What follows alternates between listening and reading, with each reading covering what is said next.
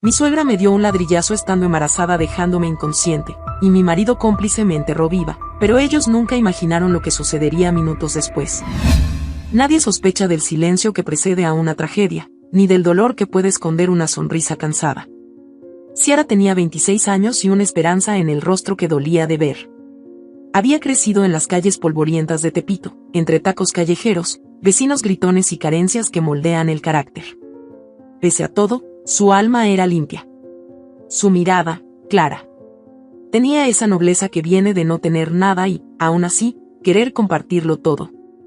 Era de las que saludaban al barrendero, de las que le regalaban ropa a la hija de la vecina que no tenía que ponerse en la escuela, de las que guardaban 2 pesos para comprar una veladora cada domingo. Su fe en el amor era ingenua, pero real. Y por eso, se había enamorado perdidamente de Julián. Julián, el hijo de doña Elvira, era guapo, de esos que caminan como si el mundo les debiera algo. Había estudiado hasta preparatoria y después entró a trabajar en una bodega, donde conoció a Ciara. Ella limpiaba el piso y él supervisaba el inventario. Se enamoraron en medio del caos, entre cajas, risas tímidas y miradas robadas. Pero Julián no era un hombre de decisiones firmes. Siempre vivió bajo la sombra imponente de su madre. Doña Elvira era una mujer que no aceptaba el no como respuesta. Viuda desde los 40, se había dedicado a cuidar su apellido como si fuera una joya real, aunque en realidad, solo era un apellido más de la colonia. Para ella, Julián no se casaba, se entregaba como ofrenda. Y cuando eligió a Ciara, una muchacha humilde y sin apellido decente, Elvira sintió que su sangre era profanada. «Esa muchacha tiene olor a miseria», dijo una vez, frente a Julián. «¿Y si tú te revuelcas con la miseria, qué crees que vas a oler tú?» Aún así, Julián se casó con Ciara. Contra todo pronóstico. La boda fue modesta, casi improvisada. Elvira no asistió. Ni un regalo mandó. Durante los primeros meses, la pareja vivió en una habitación que les prestaron detrás de la casa de la suegra. Ciara decoró con cortinas hechas a mano, unas macetas recicladas y un espejo roto, convencida de que el amor podía llenar los vacíos. Pero Elvira no perdonó. Nunca. Y poco a poco, comenzó a infiltrarse en la relación. Controlaba la comida que entraba a la casa. Comentaba en voz alta lo mucho que engordaba Ciara. Se burlaba de su manera de hablar. Y cada vez que Julián titubeaba, ella estaba ahí, sembrando veneno con dulzura. Mira cómo habla, como si fuera decente. Pero es de esas que vienen con historia. De esas que esconden familia loca. No te vayas a enterar un día que su padre está preso o que la madre fue puta. Ciara escuchaba. Siempre escuchaba. Y callaba. Una tarde calurosa de julio, se confirmó su embarazo. La prueba barata marcó 2 líneas. Saltó de alegría. Corrió a contárselo a Julián. Lo abrazó. Lo besó. Él sonrió, pero no del todo. ¿Un bebé? Pues, ni modo. Ya vendrá con torta, dijo, fingiendo emoción. Esa noche, Julián se fue a la casa principal. Elvira lo esperaba con una cerveza abierta y una cara que adivinaba lo que él aún no decía. Julián se sentó frente a ella. Tragó saliva. «¿O va a tener un hijo? Estoy nervioso, ma. No sé si pueda con esto». Elvira lo miró fijo. Se persignó lentamente. Luego dijo: «Ese hijo no debe nacer, Julián». «¿Qué? Ma, no digas locuras». «Te lo repito. Ese hijo no debe nacer. Porque si nace, ella se va a quedar con todo».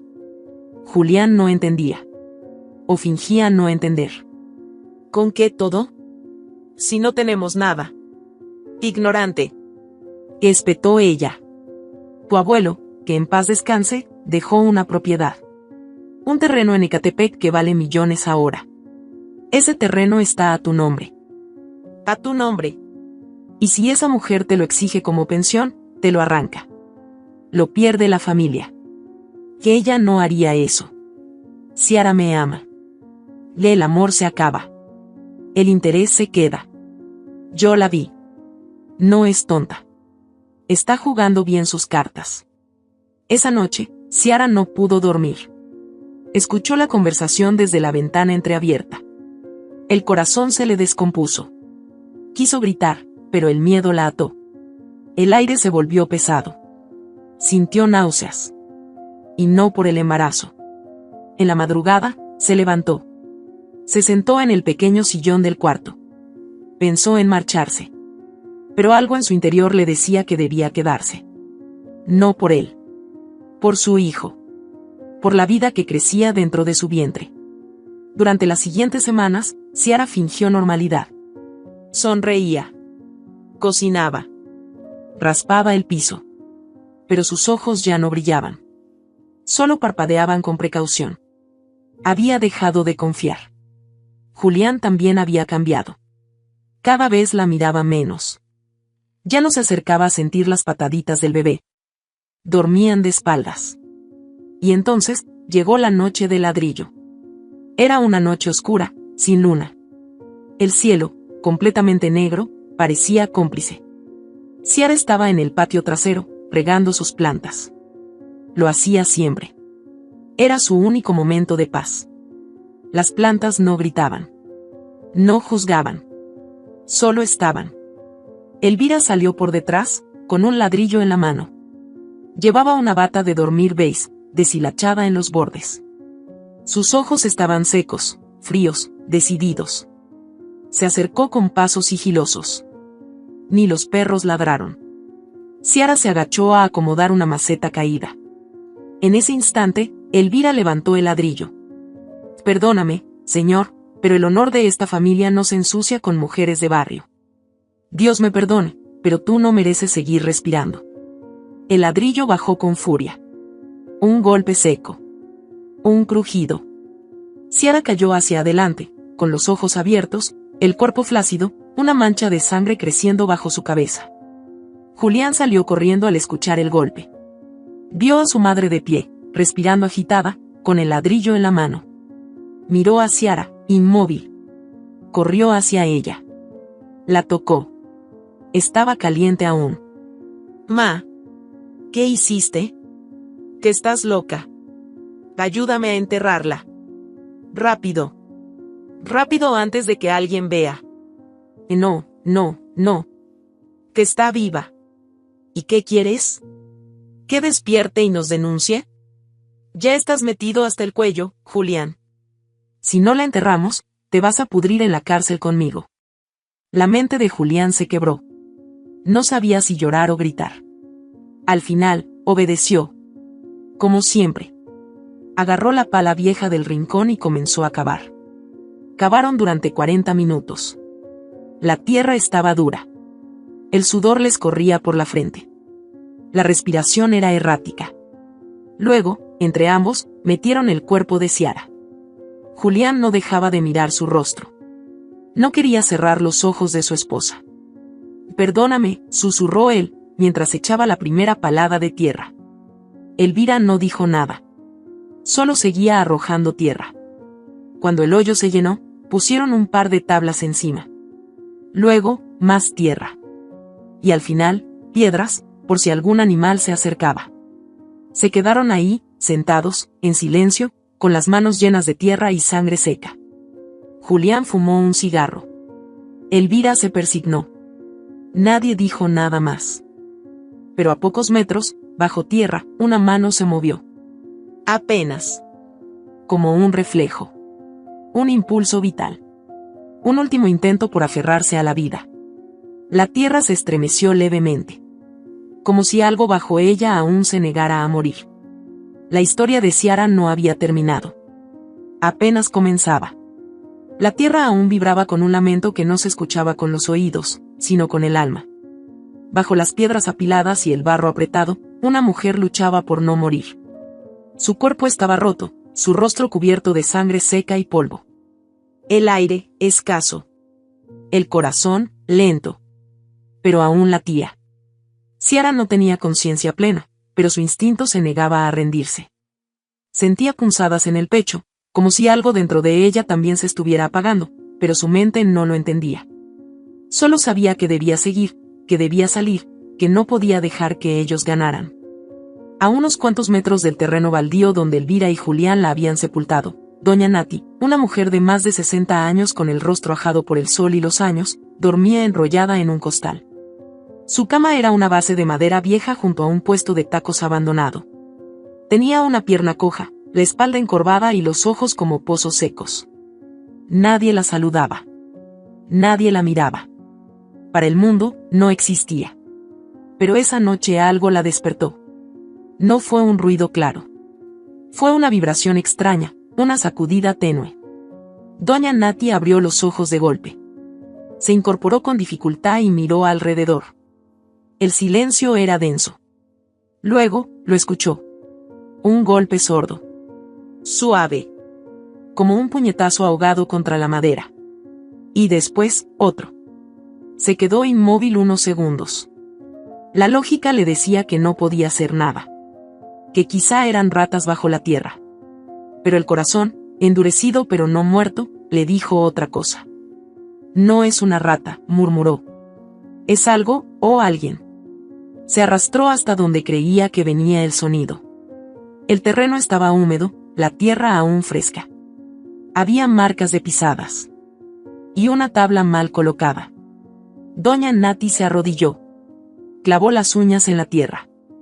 Escarbó con fuerza. La desesperación se apoderó de su cuerpo. Aguanta, hija, aguanta, susurraba entre dientes. Mano a mano, uña tras uña, comenzó a descubrir un rostro cubierto de barro. 2 labios morados. Un ojo hinchado. Ciara apenas se movía, pero respiraba. Vivía. La anciana gritó por ayuda, pero nadie respondió. Se echó el cuerpo de la muchacha al hombro como pudo. Caminó 6 cuadras, con las piernas temblando, hasta la choza donde vivía un curandero retirado, don Lázaro, un hombre que había sido paramédico antes de quedar fuera del sistema por denunciar negligencias médicas. Amargo, solitario y alcohólico, aún conservaba un poco de humanidad. Cuando abrió la puerta y vio a doña Nati con el cuerpo de Ciara colgando como trapo mojado, no preguntó nada. La acostó en una colchoneta, trajo vendas, suero, agua hervida y comenzó a limpiarla. Había sangre seca entre sus piernas. «¿O va a perder al bebé?», dijo, mientras palpaba el vientre frío. «¿Va a morir?», preguntó Nati, con la voz ronca. «No, si yo puedo evitarlo», respondió Lázaro. Horas después, Ciara despertó. Los ojos le pesaban. El cuerpo le dolía como si hubiera pasado por un accidente. Miró a los lados, desorientada. La luz de una vela la encandiló. Intentó hablar, pero no pudo. «Y tranquila, mija», dijo Nati, acariciando su cabello. «Estás viva. Estás con nosotros». El llanto vino como una tormenta interna. No hacía ruido, pero su rostro se contrajo con el dolor de lo irreparable. Quiso tocar su vientre. Lázaro la detuvo con un gesto lento. Ella entendió. Lo había perdido. Lo único que realmente le importaba ya no estaba. Ciara no gritó. No pataleó. Solo cerró los ojos. Las lágrimas bajaron en silencio. Dentro de su pecho, algo se rompió. Algo que no volvería a ser igual. Durante los siguientes días, doña Nati la cuidó como si fuera su propia hija. Le daba agua con miel, caldos de hueso, sobaba sus piernas acalambradas. Lázaro la atendía con silencio y compasión. Nadie preguntaba detalles. Ya sabían que las historias más oscuras no se cuentan, se cargan. Una noche, mientras Nati le acomodaba el cabello, Ciara habló por primera vez. «Me enterraron viva». «¿Quién, hija?» «Mi suegra y mi marido». Doña Nati no mostró sorpresa. Solo asintió.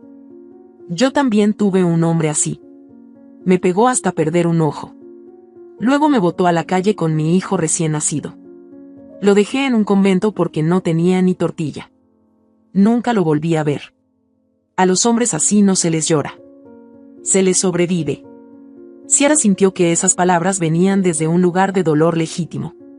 Miró a la mujer, ahora más que una indigente, como un espejo roto de su posible futuro. «No tengo a dónde ir», susurró.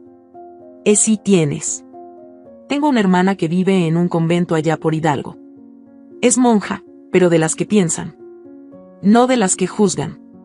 Ella te puede ayudar». 3 días después, con el rostro vendado, una peluca corta y ropa holgada, Ciara subió a un camión viejo junto con Nati. Viajaron más de 6 horas. Llegaron al convento de San Clara. La hermana Beatriz, de rostro afilado y manos firmes, recibió a Ciara sin hacer preguntas. Aquí nadie te va a juzgar. Pero si te vas a quedar, tendrás que aprender a vivir de nuevo. Con otro nombre. Con otro propósito. Ciara tomó aire. Miró el patio del convento, lleno de bugambilias. Me llamo Clara Morales, dijo con voz nueva. Desde ese día, nació otra mujer. Durante semanas, Clara se mantuvo callada. Ayudaba a lavar ropa, limpiaba los pasillos, atendía a niñas que llegaban con golpes y miedo. Escuchaba sus historias. Cada testimonio le dolía, pero también le daba fuerza. Una niña de 13 años llegó una noche, embarazada por su padrastro. Otra, de 10, con mordidas en los brazos. Una señora de 40 confesó que su marido le quemó el rostro con aceite. Todas con una historia. Todas invisibles. Una noche, Clara se acercó a la hermana Beatriz. ¿Usted cree que la justicia existe? Creo que la justicia no siempre viene del gobierno. A veces, viene de dentro. ¿Tú qué vas a hacer con tu historia? Voy a hacer que arda en ellos, como me ardió a mí. Beatriz la miró con seriedad. Luego le sonrió apenas. Entonces prepárate. Porque el camino no es fácil. Pero sí necesario. Clara comenzó a estudiar leyes básicas. La hermana Beatriz era exabogada y le enseñó lo que sabía. Leyó sobre violencia de género, autodefensa, protección legal, ocultamiento de identidad. Aprendió a moverse sin dejar rastro.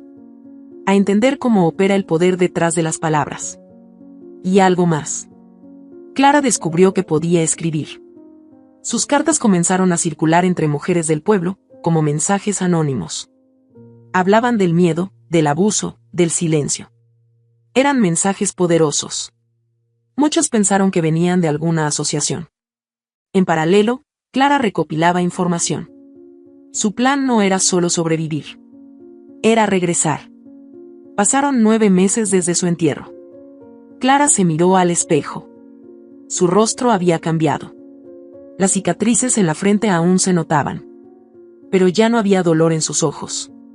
Había furia contenida. Y un objetivo claro. Tomó su libreta. Escribió la primera frase del plan. Me arrancaron a mi hijo, me enterraron viva, pero el infierno aún no ha visto de lo que soy capaz. Esa noche, antes de dormir, rezó. No por perdón. Rezó por fuerza. Y por justicia. Porque sabía que su historia ya no era suya. Era de todas las que aún no se atreven a hablar. Y si había que prender fuego al mundo, ella estaba lista para encender el primer cerillo. En los pueblos donde el tiempo se mueve lento y la tierra guarda secretos bajo el polvo, las miradas tienen más peso que las palabras, y los silencios gritan más que un escándalo en misa. Fue en ese ambiente sofocante, entre rumores que caminan más rápido que los autos, donde llegó Santiago Mendoza. 33 años. Abogado penalista con experiencia en asuntos de herencia, tierras en disputa y corrupción municipal. Había trabajado en varios estados de la República, defendido casos escabrosos y tocado las manos sucias del poder. Pero este encargo era distinto. Algo en este pueblo le removía el alma. Venía enviado por una asociación legal independiente para revisar una serie de donaciones extrañas en los registros catastrales. Propiedades que habían cambiado de manos en condiciones dudosas. Entre ellas, un terreno en Ecatepec que aparecía a nombre de un tal Julián Hernández, registrado meses después del fallecimiento de su abuelo, y sin testamento. El archivo llamó su atención porque la firma del abuelo no coincidía en estilo ni en trazo con documentos anteriores. Era un fraude burdo, mal hecho, que solo podía sostenerse porque el pueblo era pequeño, y la ley muchas veces se dormía junto al poder. Santiago pidió más información. Pidió nombres. El nombre de Julián lo llevó a una dirección. Y esa dirección lo llevó, por fin, a una casa de muros descascarados donde una mujer de ojos secos y alma férrea abría la puerta sin preguntar. ¿A qué viene? Preguntó doña Elvira, sin molestarse en sonreír. Santiago sintió algo extraño en el estómago. No era miedo. Era un rechazo profundo, instintivo, como si el cuerpo reconociera algo antes que la mente.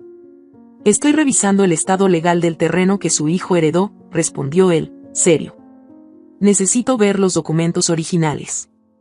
Elvira lo miró de arriba a abajo. Le molestaba el tono seguro, la postura erguida, el rostro limpio de ese joven. Le recordó a alguien. No sabía a quién, pero le incomodaba. Los papeles los tiene él. Yo no me meto en esas cosas. Y si viene a insinuar algo, le pido que se largue de mi casa. Solo estoy haciendo mi trabajo.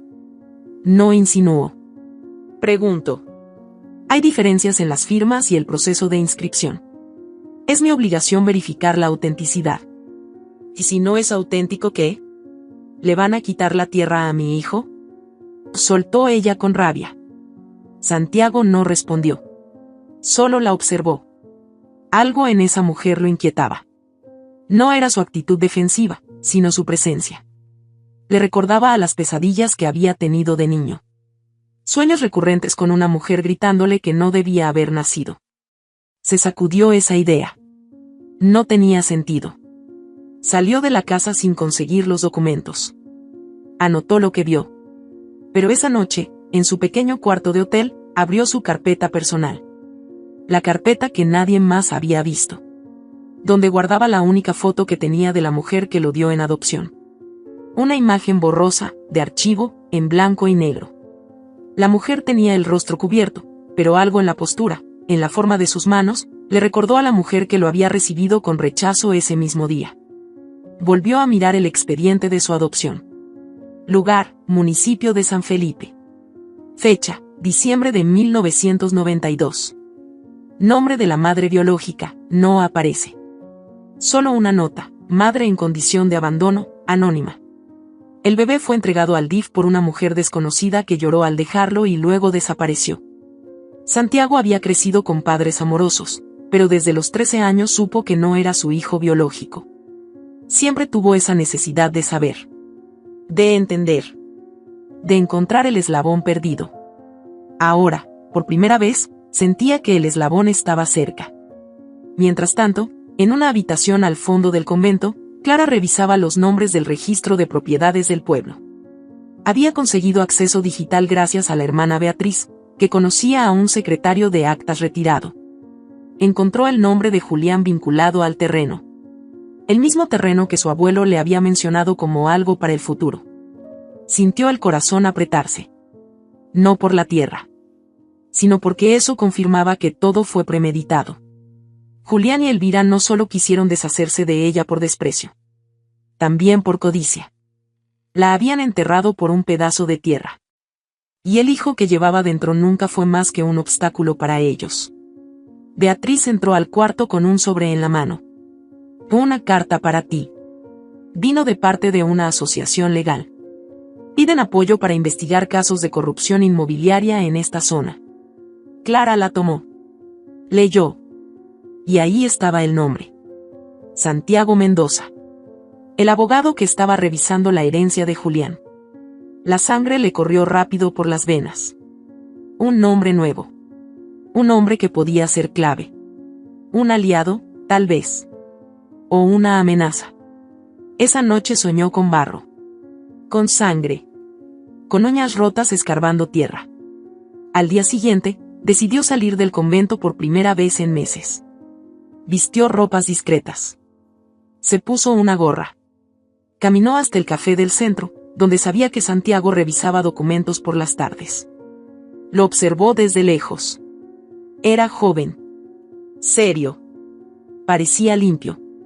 No como los demás. Se acercó. ¿Eres el abogado Mendoza?, preguntó, con voz tranquila. Santiago levantó la vista. Sí. ¿En qué puedo ayudarte? Soy Clara Morales. Trabajo en el convento. He estado ayudando a mujeres en situación vulnerable.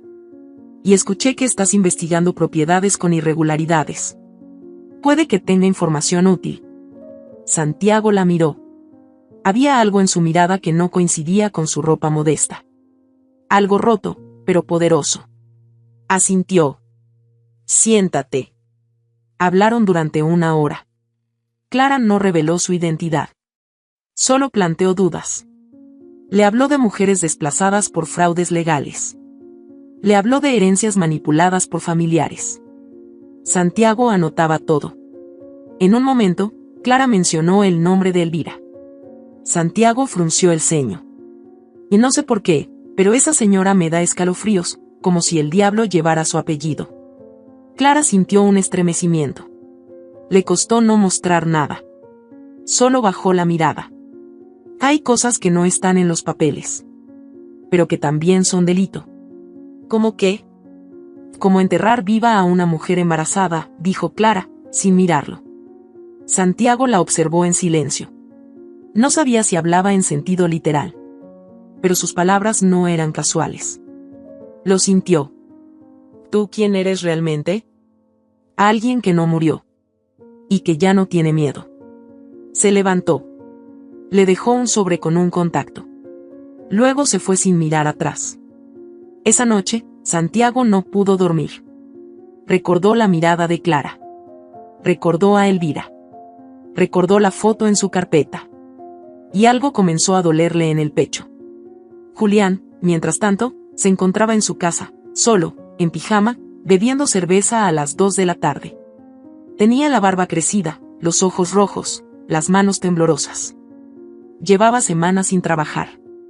Su madre le preparaba caldo, pero ya no hablaban. Solo compartían el techo.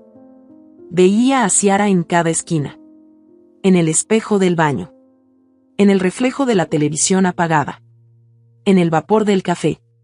Una noche, juró haberla visto en la calle, mojada por la lluvia, con la mirada vacía. Gritó su nombre. Nadie respondió. Elvira lo regañaba, le gritaba, le insistía que todo estaba bajo control. Pero Julián ya no creía en el control. Solo en el miedo. Y en la culpa. Un peso insoportable que lo empezaba a empujar al borde de la locura. Una madrugada, despertó gritando. «¡Te está viva, ma! ¡Te está viva!». Elvira corrió a su cuarto, lo sacudió, le dio una bofetada. «Cállate, idiota. Fue tu culpa que no te aseguraras bien. Yo la vi. Nos va a matar a los dos. Tú vas a matarte si no te callas». Santiago, al día siguiente, regresó a casa de Elvira. Tocó la puerta. Ella lo miró, molesta. «¿Qué quiere ahora?». «Solo necesito hablar 5 minutos». Elvira no lo quería dentro. Pero lo dejó pasar. ¿Alguna vez entregó un bebé al DIF? Elvira se quedó quieta. Su rostro cambió. Por un segundo, perdió la compostura. ¿Qué clase de pregunta es esa? Estoy buscando a mi madre biológica. Creo que es alguien de este pueblo. Y su edad coincide. Su historial también. Quiero saber si fue usted. Lárguese de mi casa, dijo Elvira, con los labios apretados. No lo estoy acosando. Solo necesito saberlo. Y dije que se largue. Santiago la miró fijo. Luego salió. Al cerrar la puerta, Elvira se sentó. Le temblaban las manos. Miró una foto vieja que escondía detrás de la Virgen. Una foto de un bebé envuelto en una sábana. Su pecado. Su secreto. El hijo que tuvo a los 15 años producto de una violación y al que abandonó. La historia comenzaba a enredarse. Y la verdad, esa que nadie quería destapar, ya estaba despertando. Días más tarde, el pueblo olía a sudor seco, a pan viejo y a secretos mal enterrados. Bajo el sol de julio, el polvo se levantaba como si también quisiera hablar. Nada había cambiado en apariencia, pero Ciara lo sabía. Ese lugar estaba lleno de cadáveres emocionales que jamás habían sido desenterrados. Y entre todos ellos, el suyo era el más reciente. Ahora era Clara Morales. Había perfeccionado el personaje hasta volverlo real. Ropa modesta, gafas de lectura, voz pausada y sonrisa leve. Se había registrado como trabajadora social vinculada al DIF, gracias a una red de contactos tejida por la hermana Beatriz. Oficialmente, su función era asistir a mujeres víctimas de violencia familiar. Ofrecer charlas, dar seguimiento psicológico, canalizar casos. En realidad, había regresado a romper silencios y mirar a los ojos a quienes quisieron matarla. La primera vez que pisó el centro comunitario, el corazón le dio un vuelco. Olía igual que la tierra húmeda que había sentido en la garganta. Reconocía los techos oxidados, las paredes desconchadas, los pasillos llenos de voces apagadas. Pero nadie la reconoció. Ni una sola persona asoció su rostro, ahora más delgado, con el de aquella joven desaparecida. La gente no ve lo que no quiere aceptar. Y muchos, en ese pueblo, habían aprendido a olvidar lo que incomodaba. Comenzó con un taller básico. 30 mujeres sentadas en bancos de plástico. Algunas con hijos en brazos, otras con la mirada tan vacía como sus bolsillos. Clara hablaba con firmeza, sin dramatismo. Les decía que el silencio también mata. Que la violencia empieza con un grito y termina con una tumba. Nadie se atrevía a hablar al principio. Luego comenzaron a surgir nombres. Relatos. Llantos. Confesiones sin orden, como vómitos del alma. Clara las escuchaba con el estómago hecho nudo, pero sin quebrarse. Sabía que debía contenerlas, guiarlas, pero también vigilarlas. A través de ellas podía descubrir quién más estaba manchado. Fue en la tercera semana cuando escuchó por primera vez el nombre del padre Melitón. Una joven, con marcas en los brazos, relató que el cura la había revisado después de decirle que era necesario purificar su cuerpo. Otra contó que le había pedido callar, porque si hablaba, el demonio se le metería por la boca. Clara anotó cada palabra. Sabía que Melitón era uno de los aliados de Elvira. La mujer lo financiaba desde hacía años, incluso le había donado una camioneta, supuestamente para repartir ayuda. Luego surgieron otros nombres. El doctor Macías, quien alteraba certificados médicos para declarar a mujeres golpeadas como accidentadas. El comandante Toledo, que ofrecía protección a cambio de favores sexuales. Y detrás de todos ellos, como una telaraña silenciosa, aparecía ella.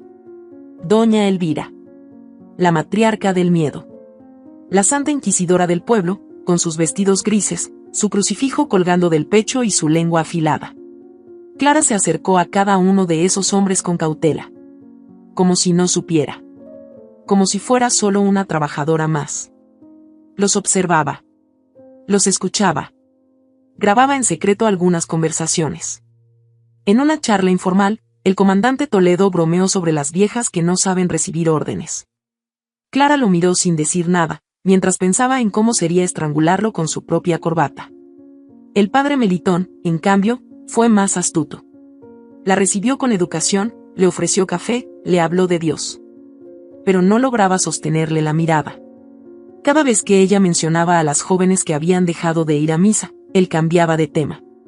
Clara le dejó un sobre con un folleto falso, y dentro, una nota escrita a mano que decía: los pecados se confiesan ante Dios. Las violaciones, ante un juez. Las mujeres comenzaron a confiar en Clara. Iban a buscarla incluso fuera del horario. Le llevaban cartas. Le contaban historias que nadie quería escuchar. Un día, una señora le habló de una niña de 8 años que había desaparecido en 1998. Dijo que su cuerpo nunca apareció. Clara sintió un escalofrío. En el archivo parroquial encontró un nombre tachado en los registros de bautismo. La fecha coincidía. La niña había sido sobrina lejana de Elvira. Todo estaba tejido desde hace años. Elvira no era solo mala. Era peligrosa. En medio de ese caos contenido, Santiago seguía su investigación. Iba y venía por el pueblo como un reloj. Documentaba todo. Se reunió 2 veces más con Clara, sin saber quién era. Ella no revelaba nada. Pero algo en él la desconcertaba. Era distinto a todos los hombres que había conocido. No hablaba de más. Escuchaba. Y lo peor, le dolía lo que veía. No fingía empatía. La vivía. Eso la desarmaba. Santiago también sentía algo. Al principio fue curiosidad. Luego respeto. Después, una especie de atracción que no sabía cómo controlar. No sabía su historia. No conocía su pasado. Pero sentía que Clara no era del todo nueva en ese lugar. Había algo en su manera de mirar las calles, de pronunciar ciertos nombres, de moverse como si ya hubiera vivido ahí. Un día la invitó a tomar café. No me gusta el café, dijo ella, sin mirarlo. ¿Y el pan dulce? Tampoco. Pero gracias. Él sonrió. No eres buena para las charlas casuales. No vine a este pueblo para charlar. ¿Entonces a qué viniste? A ver si los fantasmas siguen donde los dejaron. Santiago guardó silencio. No insistió. Pero desde ese día comenzó a verla distinto. Como si supiera que bajo esa piel había una historia enorme, llena de sombras. Y quería entenderla. Mientras tanto, Julián ya no salía de casa. Veía sombras por todas partes. Había dejado de bañarse. Pasaba horas en el patio, mirando la tierra como si esperara que se abriera de nuevo. Su madre lo evitaba. Solo le dejaba comida en la puerta. En su cuarto, tenía un altar improvisado con una foto de Ciara. Encendía veladoras. Le hablaba. Le pedía perdón. Lloraba. Una madrugada, se cortó los brazos con una navaja de afeitar. Llamó a gritos a su madre. Elvira corrió, vio la sangre, lo vendó con rabia. ¿Quieres matarte? Hazlo bien entonces, idiota. Pero no me manches las paredes. Nos va a destruir, ma. Nos va a enterrar a nosotros. Tú la enterraste mal. Eso es lo que pasó. Pero nadie va a creer que está viva. Nadie la ha visto. Yo sí. ¿Que estás loco? No. Solo soy el primero que está pagando. Elvira no dormía. Se sentaba en su cuarto a rezar, pero ya no sentía que Dios la escuchara. En el fondo, temía que Julián tuviera razón. Había noches en que creía oír pasos en el patio. Voces. Llanto de bebé. Sabía que no había bebé. Sabía que lo habían perdido. Pero algo le decía que Ciara estaba cerca. Que la tierra había escupido lo que ella pensó que ya era pasado. En el pueblo empezaron a correr rumores. Alguien dijo que vio a una mujer parecida a Ciara en el mercado. Otra, que había una nueva trabajadora social con los mismos ojos. Una señora mayor juró haberla visto pasar con un cuaderno en mano y una mirada de ultratumba. Nadie lo dijo en voz alta, pero el miedo ya estaba sembrado. Clara escuchó los murmullos. No le sorprendían. Sabía que el silencio no dura para siempre. Y tampoco le importaba. Solo quería mirar a Elvira a los ojos. Decirle que estaba viva. Que su muerte no funcionó. Que había regresado no solo con dolor, sino con todas las armas. Esa noche, frente al espejo, se quitó la gorra. Dejó caer el cabello largo que había ocultado por tanto tiempo. Se observó. Y el pueblo entero te creyó muerta. ¿Qué harías si supieran que nunca pudieron enterrarte del todo?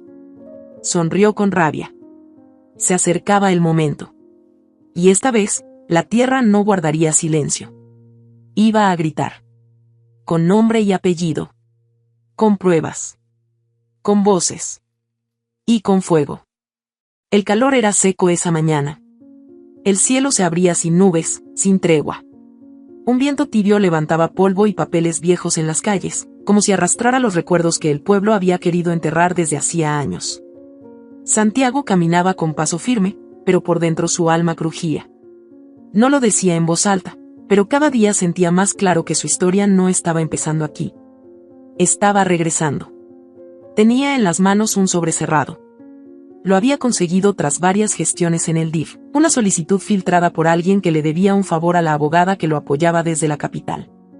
Ese sobre, delgado y discreto, tenía la respuesta que había estado buscando durante años. Dentro, un acta firmada con tinta corrida y letras torcidas. Fecha, diciembre de 1992. Lugar, San Felipe. Madre biológica, Elvira Hernández, 15 años. Padre, no registrado. Observaciones, el menor fue entregado por la madre bajo condición de anonimato. No regresó a reclamar derechos. Registro cancelado en el sistema. Proceso de adopción autorizado. Santiago sintió que la tierra se abría bajo sus pies. No fue rabia. Fue otra cosa. Algo parecido a asco. A un vértigo espeso que se metía entre las costillas. La mujer que lo había despreciado apenas al conocerlo, que le había cerrado la puerta sin una gota de cortesía, era su madre. Su sangre. Su origen. Y Julián. Julián era su medio hermano. Dejó caer el sobre en la mesa y se sentó. Le temblaban las manos. Lo primero que recordó fue su infancia. El orfanato. El frío. La primera vez que alguien le regaló una chamarra. Luego pensó en todas las veces que preguntó, ¿por qué me dejaron? Y nadie supo contestar. Ahora tenía una respuesta. Una que dolía más que la ignorancia. Marcó el número de Clara. Y necesito hablar contigo, dijo, sin rodeos. ¿Qué pasó? Tengo pruebas de que Elvira es mi madre. La mujer que dejó un bebé envuelto en una sábana a los pies del DIF fui ella. Y ahora quiero saber qué más esconde. Clara colgó sin decir palabra. El corazón se le aceleró. Ya no había vuelta atrás. Santiago estaba más adentro de lo que imaginaba. Y ahora, ya no era solo un abogado buscando justicia. Era un hijo buscando verdad. Un hombre herido, con la mirada afilada. Mientras tanto, Elvira regaba las plantas del patio con manos firmes. El mismo patio donde Ciara había caído como una muñeca rota.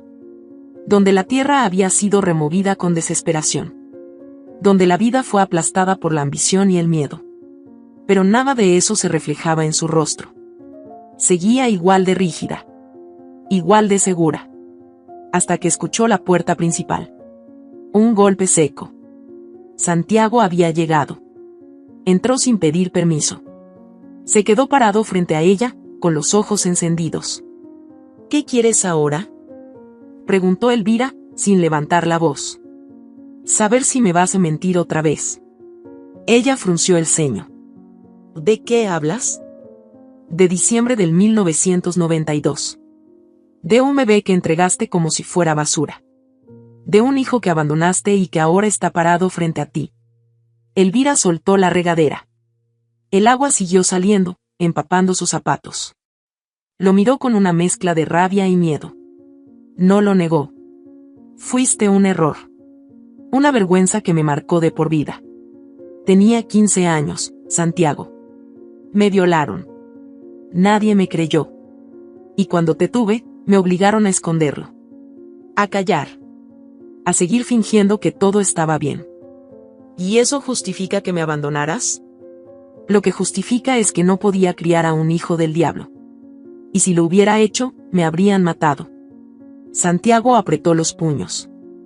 No me abandonaste, me enterraste igual que a ella. Solo que en vida. Elvira se quedó en silencio. Santiago se dio la vuelta y se fue. No buscaba redención. Ni cariño. Solo la verdad. Y la verdad ardía. En la parroquia, el padre Melitón terminaba de limpiar el confesionario cuando Julián entró tambaleando. Llevaba la ropa arrugada, los ojos inyectados, el alma rota. Se arrodilló sin saludar. Padre, necesito confesar algo. El cura entró a la cabina. Su voz sonó hueca desde dentro. Te escucho, hijo. Maté a mi esposa. Bueno, no yo. Mi madre. Pero yo ayudé. La enterramos viva, padre. Viva. Hubo silencio. Largo. Doloroso. ¿Te estás diciendo la verdad? Sí, aunque ya no sé si fue real. Porque ahora la veo. La escucho. Me habla. Me dice que viene por mí. ¿Dónde la enterraron? Y en el patio, detrás de la casa. Melitón tragó saliva. Se persignó. Dudó. ¿Romper el secreto de confesión? ¿O proteger a una víctima enterrada viva? ¿Era pecado mayor callar lo que podía salvar otras vidas? Esa noche, el cura escribió una carta. No la entregó. La dejó en su escritorio, temblando. Clara, por su parte, tenía nuevas pruebas. Había conseguido un testimonio firmado por una ex enfermera del hospital donde fue atendida por doña Nati después de ser rescatada. La mujer, ahora jubilada, recordaba perfectamente a la joven embarazada que llegó cubierta de tierra y con el vientre sangrando. Ese documento era legalmente útil. Podía probar que Ciara había estado viva después de su supuesta muerte. Clara lo guardó con el resto de las evidencias. Pronto, habría una audiencia pública. Y ahí, las máscaras caerían. Santiago la visitó esa noche. Tú sabías quién era yo, ¿verdad? Sí. ¿Por qué no me lo dijiste? Porque aún no estabas listo para saberlo. ¿Y ahora? Ahora ya estás dentro. Y ya no hay salida. ¿Quién eres realmente? Clara bajó la mirada. Se quitó las gafas. Lo miró de frente. Soy Ciara. La que enterraron. La que regresó para terminar lo que empezó. Santiago sintió una punzada en el pecho. La rabia se mezcló con admiración. Y con miedo. Porque ahora sabía que estaba frente a una mujer que había vencido a la muerte. Y cuando una mujer regresa del infierno, ya no le teme a nada. La verdad se había desenterrado. Y el pueblo estaba a punto de despertar. El día había empezado con cielo limpio, sin presagios, como si el universo se hiciera el ciego ante lo que estaba por estallar.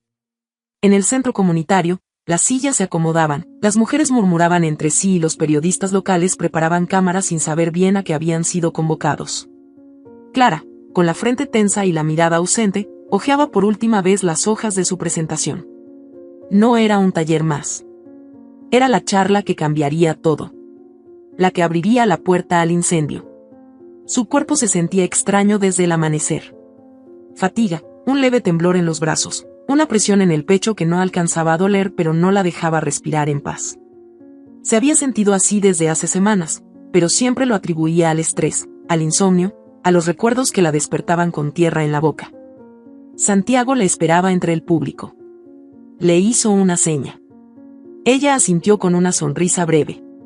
La hermana Beatriz estaba también, sentada en la última fila, como testigo silenciosa de una historia que había ayudado a tejer con hilos invisibles.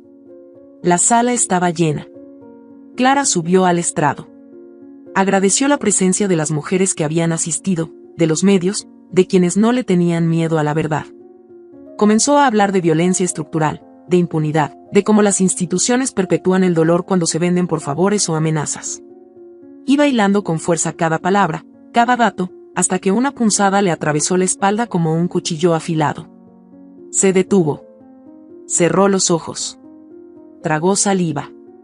La sala guardó silencio. Intentó continuar, pero su cuerpo la traicionó. Las piernas le fallaron y cayó de rodillas. El murmullo se volvió grito. Santiago saltó desde su silla y corrió hasta el estrado. Clara apenas podía hablar. «Llévame al hospital, no aquí», murmuró. El diagnóstico fue brutal. Lupus eritematoso sistémico. Avanzado. Su sistema inmunológico se estaba atacando a sí mismo desde hacía meses. Había ignorado los síntomas, minimizado las señales. La inflamación en las articulaciones, las fiebres nocturnas, la debilidad constante. Ahora ya no era reversible. El médico fue claro.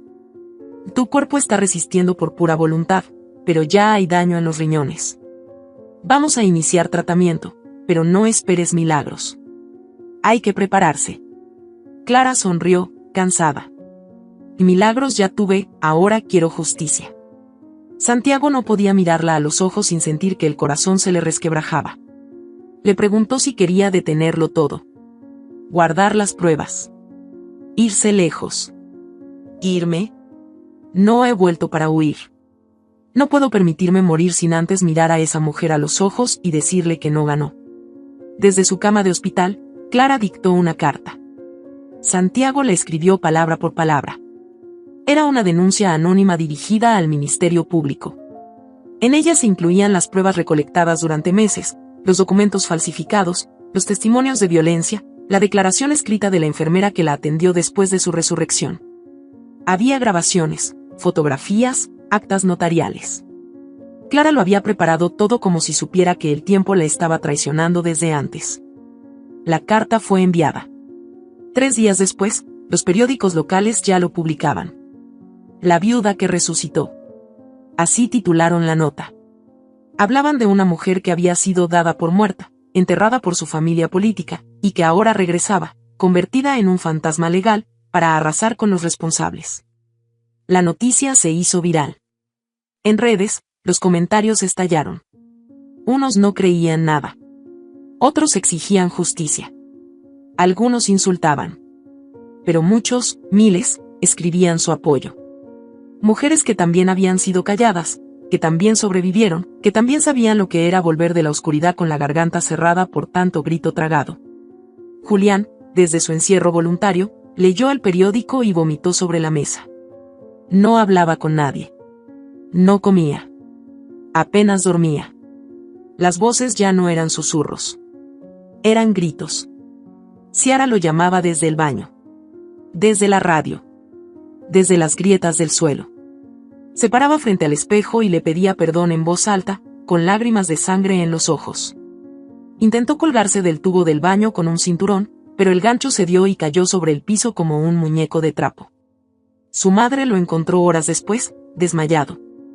Le tiró agua en la cara. Levántate, cobarde. ¿Ahora quieres ser mártir? ¿Crees que eso borra lo que hiciste? Ella está viva, nos va a matar. Si no hablas, no puede hacer nada. Ya habló. Lo publicaron. Todos saben. Todos me miran como si supieran. Yo te crié para ser fuerte. No para llorar como mujer. Entonces, ¿por qué me enseñaste a obedecerte como niño? Elvira no respondió. Estaba perdiendo el control. Ya no le temían en la calle. Las vecinas ya no bajaban la mirada cuando pasaba. Nadie pedía su bendición. Ni el padre Melitón la saludaba con el mismo respeto. La gente murmuraba. Algunos cruzaban la acera al verla. Otros decían que debía haber sido bruja en otra vida. Una mujer en la tienda le escupió a sus pies. Elvira no decía nada, pero el odio le hervía en las venas. El día del evento público llegó. Se convocó en la plaza central del pueblo. Oficialmente era una jornada de concientización sobre la violencia contra la mujer. Extraoficialmente, era la ceremonia del fuego.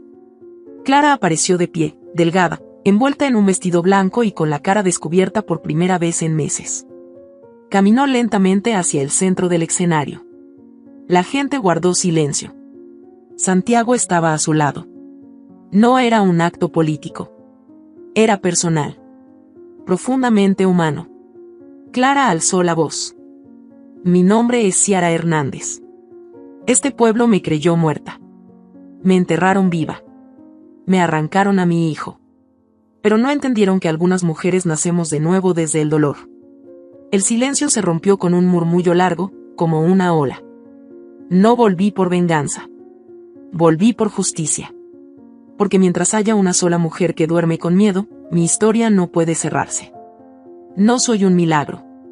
Soy una consecuencia. Una mujer entre el público rompió en llanto. Luego otra. Luego muchas. Aplausos. Gritos. Lágrimas. Este pueblo me dio la espalda cuando más necesitaba ayuda. Pero también me dio fuerza. Y ahora quiero que esta plaza deje de ser símbolo de miedo. Hoy arde con verdad. Santiago sacó un sobre. Lo entregó a las autoridades locales. Era la versión oficial de la denuncia, firmada ya con su nombre real. Todo estaba respaldado. Elvira llegó a mitad del evento. Caminó entre la multitud. Los ojos se clavaron en ella como cuchillos. Julián iba detrás, descalzo, tembloroso. Se detuvieron frente al escenario. Tú me destruiste, gritó Ciara. Elvira levantó el mentón. Tú eras una amenaza. Una serpiente que iba a arruinar a mi hijo. Yo era su esposa. Su familia. Y tú fuiste quien puso la pala en su mano. Y eras una cualquiera. Una mujer sin linaje. Y tú fuiste una niña violada que repitió la crueldad que vivió. Elvira palideció. El recuerdo la golpeó como ladrillo en la nuca. No digas eso. Fuiste víctima, pero elegiste convertirte en verdugo. Elvira se quedó sin palabras. Por primera vez en décadas, no tenía defensa. Ni excusa. Solo el espejo de su propia maldad. Clara dio media vuelta. El público la ovacionó. La historia estaba al fin contada. Esa noche, en el hospital, los médicos le pusieron suero y morfina para calmar el dolor. Santiago se sentó a su lado. Ella lo miró. ¿Y crees que me alcance el tiempo? Para lo importante, sí. Ella sonrió. De entonces estoy en paz. Y por primera vez, en mucho tiempo, pudo dormir sin tierra en los labios. El cielo estaba gris, cargado de nubes bajas, como si el clima supiera que la historia llegaba a su punto final. En el hospital, los monitores pitaban lento, marcando un ritmo tranquilo, casi resignado. Ciara despertó con la boca seca y el cuerpo más liviano que de costumbre. Era una calma que no traía alivio, sino despedida. Sus manos temblaban menos. La fiebre había cedido. El dolor seguía, pero ya no la dominaba. Se sentó en la cama, respiró profundo y supo que no había nada más que temer. Lo más oscuro ya lo había vivido. Y aún estaba ahí. Esa mañana, la policía llegó a casa de Elvira. Entraron sin golpear. No había necesidad de protocolo. La orden de aprehensión estaba firmada. Los cargos eran claros: encubrimiento de homicidio en grado de tentativa, falsificación de documentos, sobornos y corrupción institucional. Había suficiente evidencia para que la cárcel fuera su destino inmediato. Elvira no opuso resistencia. Caminó erguida, como siempre, sin una lágrima. Frente a los vecinos, alzó la voz. Todo fue por amor a Dios. El linaje se protege. Las serpientes se cortan de raíz. Las cámaras de los reporteros capturaron ese instante. Una anciana de rostro pétreo, crucifijo en el pecho y odio en la lengua. La trasladaron esposada mientras algunos aplaudían. Otros simplemente la miraban con lástima. No por su arresto, sino por lo que había hecho con su vida. Julián no estaba presente. Había sido internado 2 noches antes, en la clínica psiquiátrica del Distrito Norte. Su diagnóstico era esquizofrenia con episodios psicóticos severos. Veía a Ciara en cada rincón. Escuchaba su voz incluso cuando dormía. Murmuraba que la tierra venía por él. Que el bebé le pedía explicaciones. Que su madre había invocado algo que ya no podía controlar. No comía. No respondía. Solo escribía frases en las paredes con sus propias uñas. No me morí, tú me mataste, no me mataste, sigo aquí, el barro se mueve solo.